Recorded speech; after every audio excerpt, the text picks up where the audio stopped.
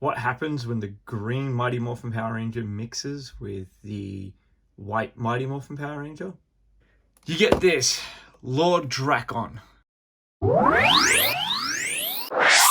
So this is the new figure from Hasbro of Lord Drakkon. This is from the Boom Studios, from the comic book series of Shattered Grid, or Mighty Morphin Power Rangers Shattered Grid.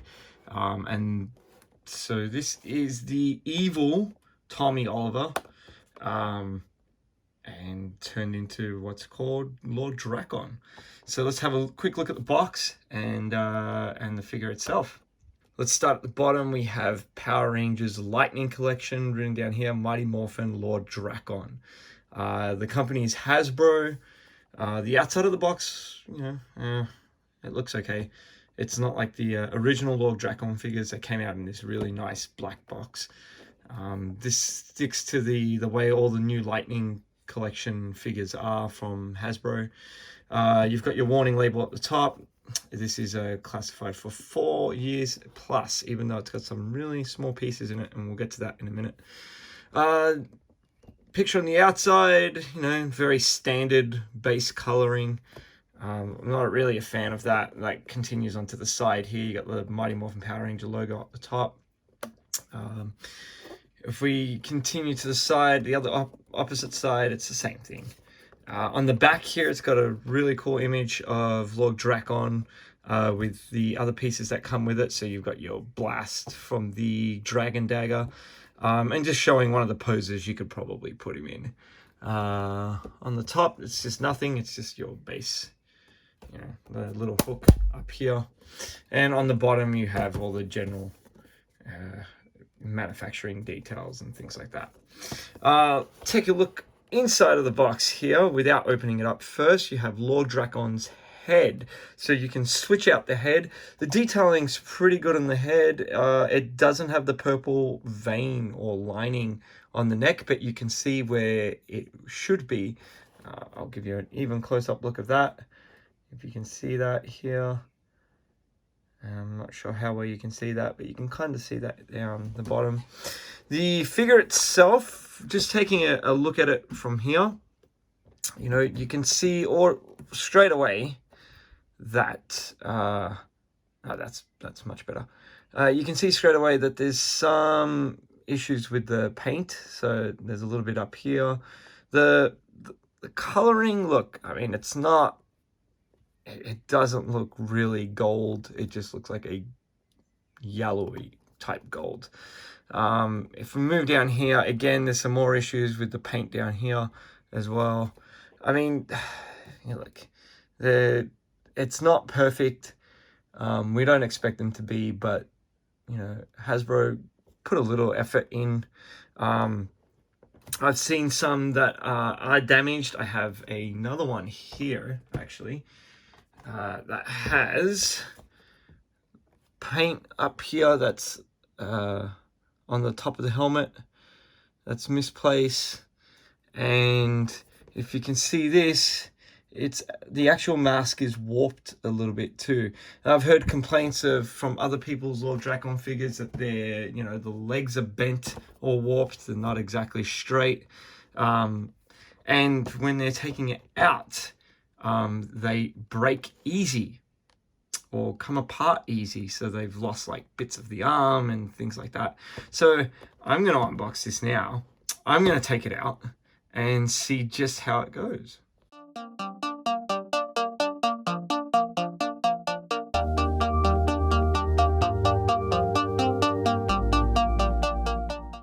Okay, so here is the Lord Drakkon figure outside of the box.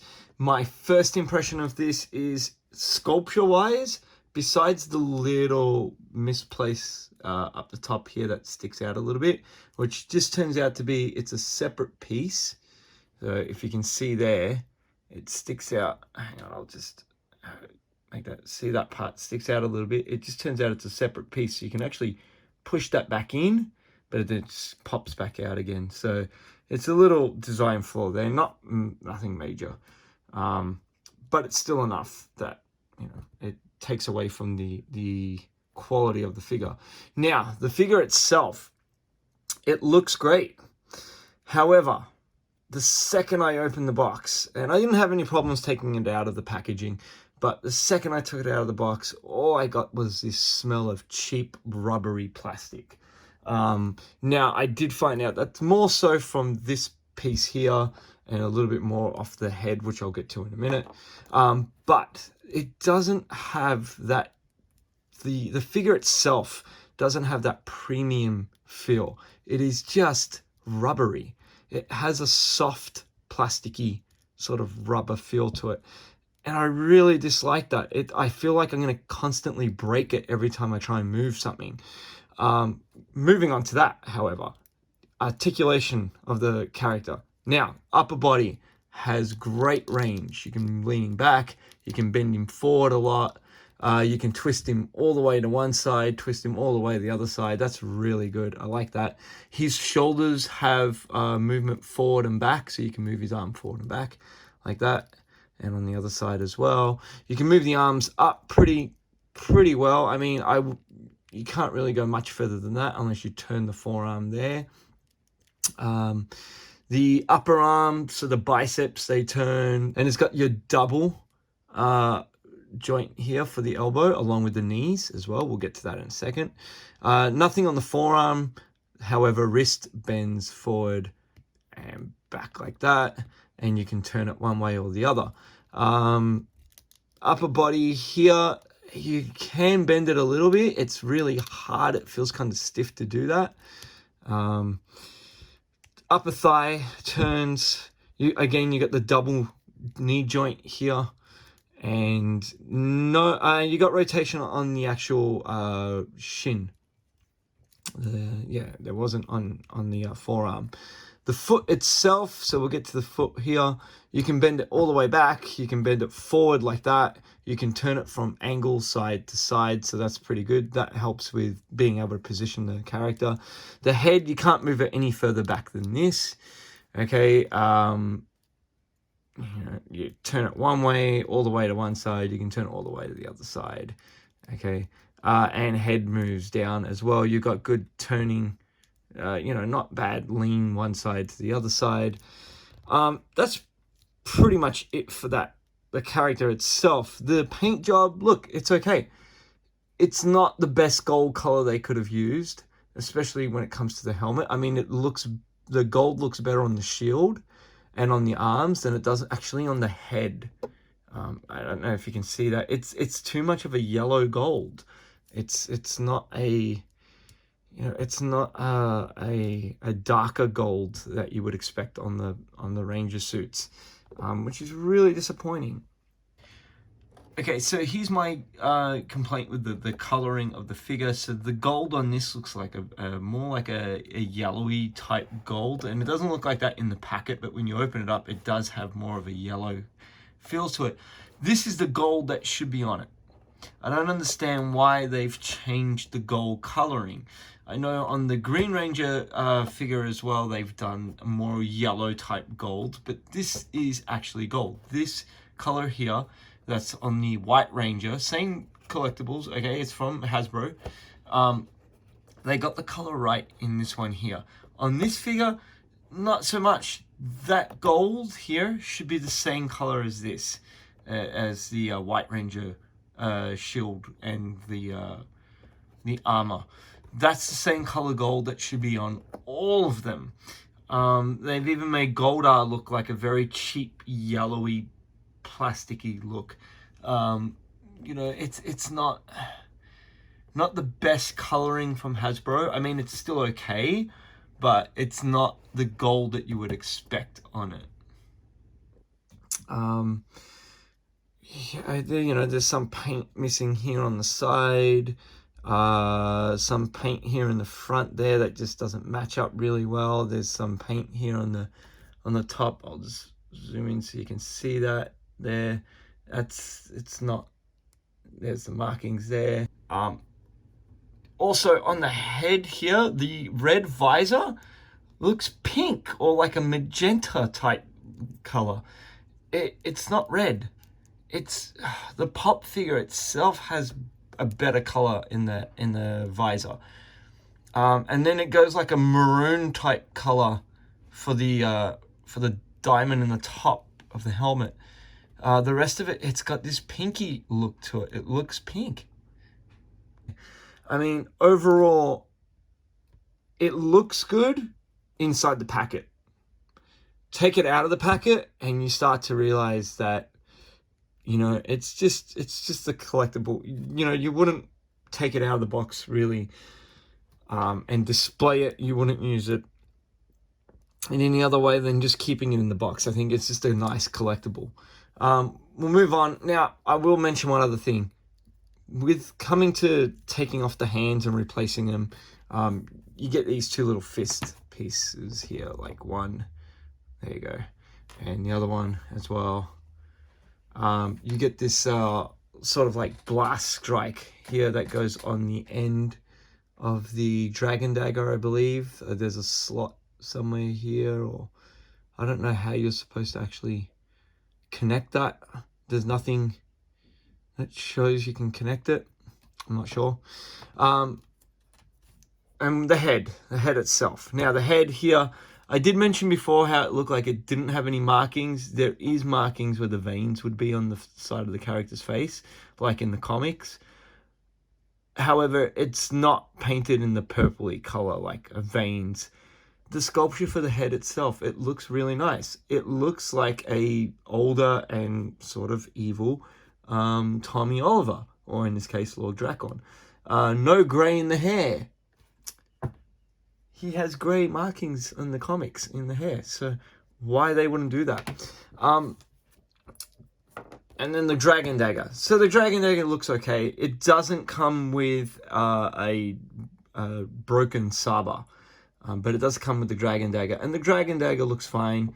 You know, there's some detailing on it, a little bit here and there. They've done a pretty good job with that. I don't have too much of an issue with the dragon dagger. It's that sort of rubbery flex part to it, so you know, it's okay.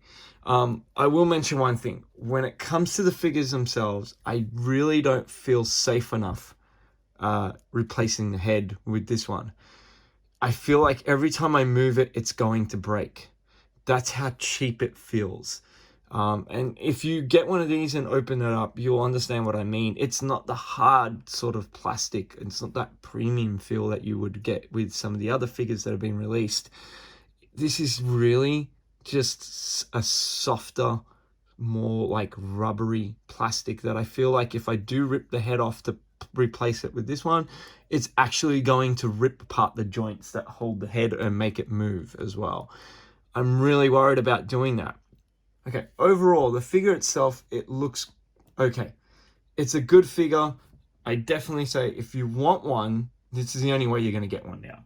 Okay, you're not going to find, unless you search eBay, you're not going to find the original version of this made by Bandai.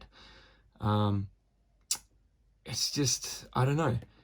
The figure itself looks cool. The sculpture looks great.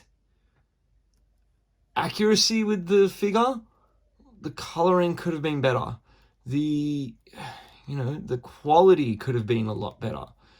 I think this is a real hit and miss by Hasbro, where it looks great, and I mean, it's targeted at kids, so kids aren't going to care. They're probably going to destroy it. They're going to, do whatever they're going to do to it. But as a collectible, especially being part of their Lightning collection, I just feel like they really, for the price as well, they've missed the mark. But with that said, this is still a great figure. It's not the worst that's ever been released, but I think they had so much potential with this, and it's just, I don't know. I feel like they haven't really hit the mark on this one.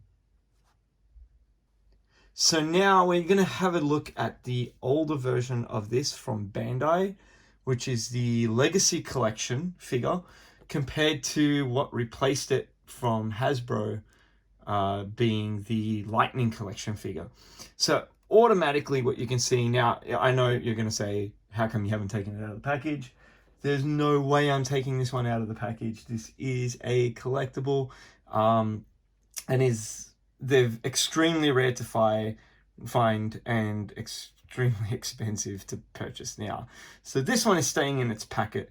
However, I have been able to handle one of these ones, and the figure just feels, it's that hard premium type plastic that you would expect to find in any Power Ranger figure, or any sort of figure itself.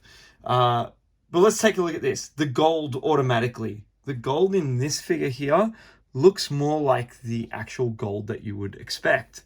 The green has this metallic look to it, which is really cool. I'll zoom in on that there so you can see that. So this is just like a base colored green. That has a metallic look to it, which is really nice. The gold also has that metallic look to it, but it's not as, it's not as yellowish as this one here. Moving on to detailing. The detail of this figure is great. Everything from the helmet, the coloring on the helmet, even to the belt itself. If you notice, this belt doesn't have the white lining. This one does have the white lining through it.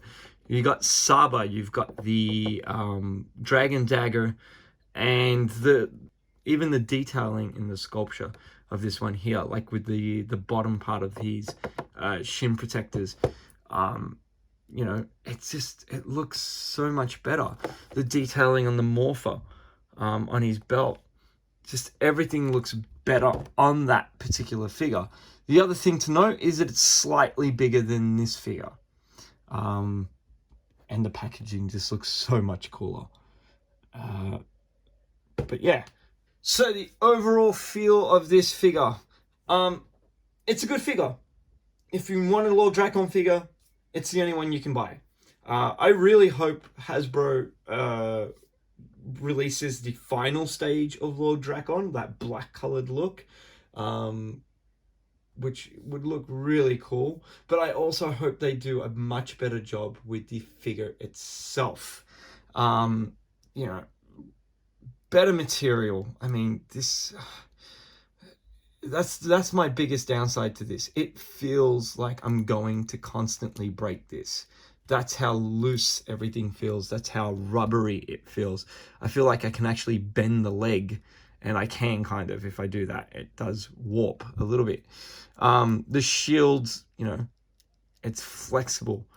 And I know they probably do that for the reasons so you don't break it.